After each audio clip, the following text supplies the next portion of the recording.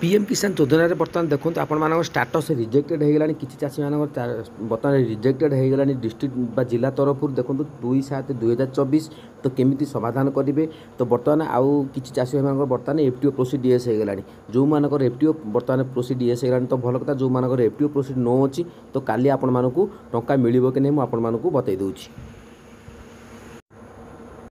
तो ये आप देखिपे बर्तमान देखो आधार नंबर आप शो कर तो आपण मानकर नाटी आपण मानकर देखो नाटी आसीज फादर नेम आसीज आपण मानकर एठी आपण मानकर आधार नंबर टी आसीज।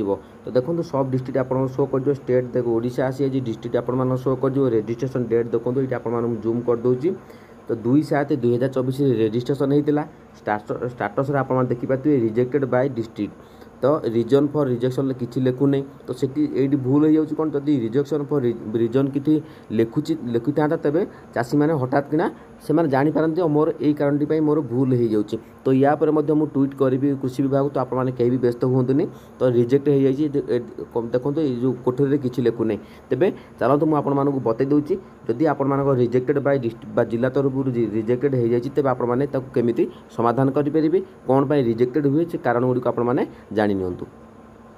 तो देखो पीएम किसान रिजेक्टेड बाय डिस्ट्रिक्ट कहीं हुए यार अर्थ हूँ आपणकर पीएम किसान आवेदन को जिला स्तर में खारज बा रिजेक्ट करा किसी निम्नलिखित कारण हुए रिजेक्टेड बाय डिस्ट्रिक्ट। तो देखो मुख्य कारण गुड़िक रही तो देखो ये आपर भूल तथ्य मुझे जूम कर दूसरी आप देखिपे तो भूल तथ्य रही आपण आधार नाम बैंक खाता नंबर लैंड रेकर्ड तथ्य भूल थिबा अन्य योजन आपण कौनसी अन्य योजन सरकारी योजन लाभ ने जहाँ पीएम किसान सहित मिले ना तो केमी कौ सरकारी सहायता नौ इनकम टैक्स जो जदि दौरान इनकम टैक्स गवर्नमेंट तरफ आप दौरान तेज आपने एथिरे लाभ पाइबे भूल भूलिया। तो देखो आपण चाषी नुहे निज नाम जमी ना जो चाषी आप देखते बर्तमान एग्रीस्टक करने को पड़ो जो मैंने करूना से भूल भूलिया अर्थ हो आपण निज ना जमी ना तो से निज ना जमी ना तेज पीएम किसान कौन कौन योजन आप सरकारी जो डिबिट मध्यम पैसा आसूँ आपको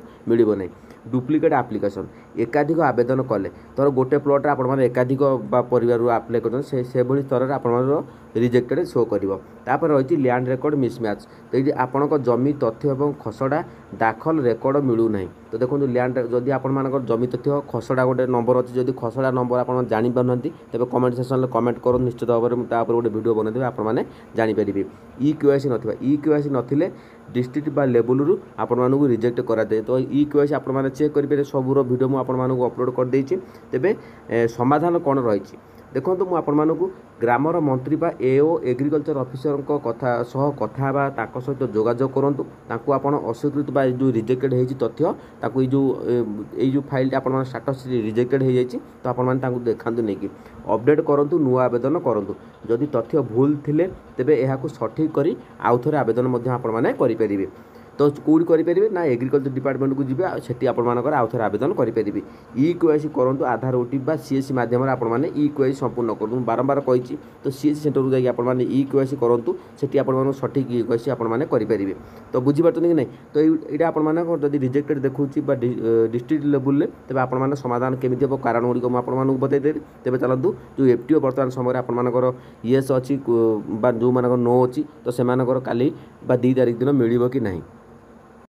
तो देखो जो मानकर 19तम किस्ती आपण मिल जाइए तो जो मानकर 19तम किस्ती पाई जाइए तो से बर्तमान समय एफटीओ प्रोसीड येस हो जाइए तो पेमेंट प्रोसीड हो सारा तो मुझे कन्फर्म कर दूँ केमी है तो मुझे देखो ये भावुवे एफटीओ येस आपको करने को पड़ो केमी करने तो जो मानकर एफटीओ ए पर्यंत नो अच्छी तो आपण किसी करने को पड़ो नहीं सेटा ऑटोमेटिक आपण येस हो तो केमी येस हम जब भूल थी तो भूल कारण गुड़िक आप जानवा निहाती दरकार। एफटीओ भी गोटे प्रोब्लेम रोचे कारण एफटीओ जब फंड ट्रांसफर ऑर्डर न हो तेज आपण अकाउंट पैसा आसबनी तेज तार कारण गुड़िक मुझे बतई दूँ।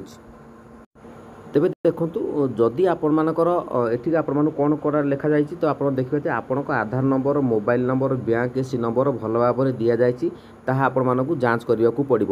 ତ ଆପଣମାନେ ଯେଉଁ ରେଜିଷ୍ଟ୍ରେସନ୍ ସମୟରେ ଯେଉଁ ମୋବାଇଲ୍ ନମ୍ବର ଗୁଡ଼ିକ ଦିଆଯାଇଥିଲା, ବ୍ୟାଙ୍କ ଏସି ନମ୍ବର, ଏସବୁ ଜିନିଷ ଯଦି ଆପଣଙ୍କର ଠିକ୍ ଠାକ୍ ଥିବ ତେବେ ଆପଣମାନଙ୍କର ଏଠି କ'ଣ ଲେଖା ହେଇଛି, ଯଦି ସମସ୍ତ ତଥ୍ୟ ସଠିକ୍ ଅଛି ତେବେ ଅଗ୍ରଗତି ଅଛି ବୋଧହୁଏ ଆପଣମାନଙ୍କର FTO ଆପଣମାନଙ୍କର ୟେସ୍ ହେବାର ସମ୍ଭାବନା ଯଥେଷ୍ଟ ରହୁଛି। ତ କେମିତି ସମାଧାନ ହେବ ଯଦି ଆପଣମାନେ ଦୀର୍ଘ ଦିନ ହେଲାଣି FTO ନୋ ରହୁଛି ତ ୟେସ୍ ହେଇପାରୁନି, ତାକୁ ମଧ୍ୟ ମୁଁ ଆପଣମାନଙ୍କୁ କହି ରଖୁଛି। ତ FTOର କମନ୍ ଇସ୍ୟୁ ବା ସଲ୍ୟୁସନ୍ କ'ଣ ରହିଛି ଦେଖନ୍ତୁ, ଆଧାର କିମ୍ବା ବ୍ୟାଙ୍କ ଲିଙ୍କିଂ ମିସିଂ, ସଠିକ୍ ଲିଙ୍କିଂ କରନ୍ତୁ ଆପଣମାନଙ୍କୁ କରିବାକୁ ପଡ଼ିବ। ଲ୍ୟାଣ୍ଡ ରେକର୍ଡ଼ ଯଦି ତଥ୍ୟ ଭୁଲ ଥିଲେ ବା ତଥ୍ୟ ସଠିକ୍ କରି ଅପଡ଼େଟ୍ ଆପଣମାନଙ୍କୁ କରିବାକୁ ପଡ଼ିବ। କେଉଁଠି କରିବାକୁ ପଡ଼ିବ ମୁଁ ଆପଣମାନଙ୍କୁ କହି ରଖୁଛି। EKYC ସମ୍ପୂର୍ଣ୍ଣ ନାହିଁ, OTP କିମ୍ବା ବାୟୋମେଟ୍ରିକ୍ ମାଧ୍ୟମରେ ଆପଣମାନଙ୍କୁ EKYC ପୂର୍ଣ୍ଣ କରନ୍ତୁ, ଆପଣମାନଙ୍କୁ ସେ ସେଣ୍ଟର ଯାଇକି ଆପଣମାନଙ୍କୁ କରିବାକୁ ପଡ଼ିବ।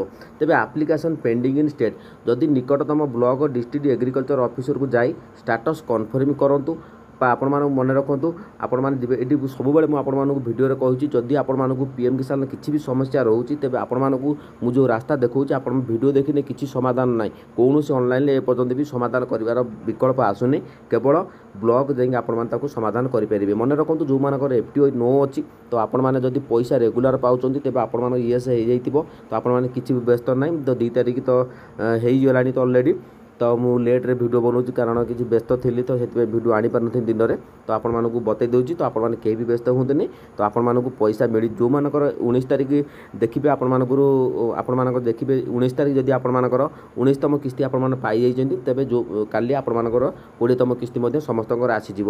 ଯେଉଁମାନଙ୍କର କିଛି ବା ଭୁଲ ରହୁଛି ତେବେ କମେଣ୍ଟ ସେକ୍ସନରେ କମେଣ୍ଟ ଜଣାନ୍ତୁ। ତ ମନେ ରଖନ୍ତୁ ଆପଣମାନଙ୍କୁ PM କିଷାନ ଲାଭ ପାଇବାକୁ ହେଲେ ଆପଣମାନଙ୍କୁ ଯାଇକି ଏଗ୍ରିଷ୍ଟକରେ ଆପଣମାନଙ୍କୁ ID କରିବାକୁ ପଡ଼ିବ। ଏଗ୍ରିଷ୍ଟକରେ ଯେ ପର୍ଯ୍ୟନ୍ତ ID ନ କରୁଛନ୍ତି ତେବେ କୌଣସି ସରକାର ଆପଣମାନଙ୍କୁ ସୁବିଧା ପାଇପାରିବେନି। ତ ଏହା ଥିଲା ଆଜିର ଅପଡ଼େଟ୍, ମୁଁ ଆପଣମାନଙ୍କୁ ବତେଇଦେଲି। ଯଦି ଭିଡ଼ିଓ ଭଲ ଲାଗିଲା ଚ୍ୟାନେଲ୍ ସବସ୍କ୍ରାଇବ୍ କରନ୍ତୁ ଆଉ ଲାଇକ୍ କରନ୍ତୁ, ଯଦି ଭଲ ନ ଲାଗିଲା ତ ଆପଣମାନେ ସବସ୍କ୍ରାଇବ୍ କରନ୍ତୁନି। କମେଣ୍ଟ ସେକ୍ସନରେ କମେଣ୍ଟ କରନ୍ତୁ, ନିଶ୍ଚିତ ଭାବରେ ରିପ୍ଲାଏ ଦେବା ପାଇଁ ମୁଁ ଚେଷ୍ଟା କରୁଛି। ଜୟ ଜଗନ୍ନାଥ।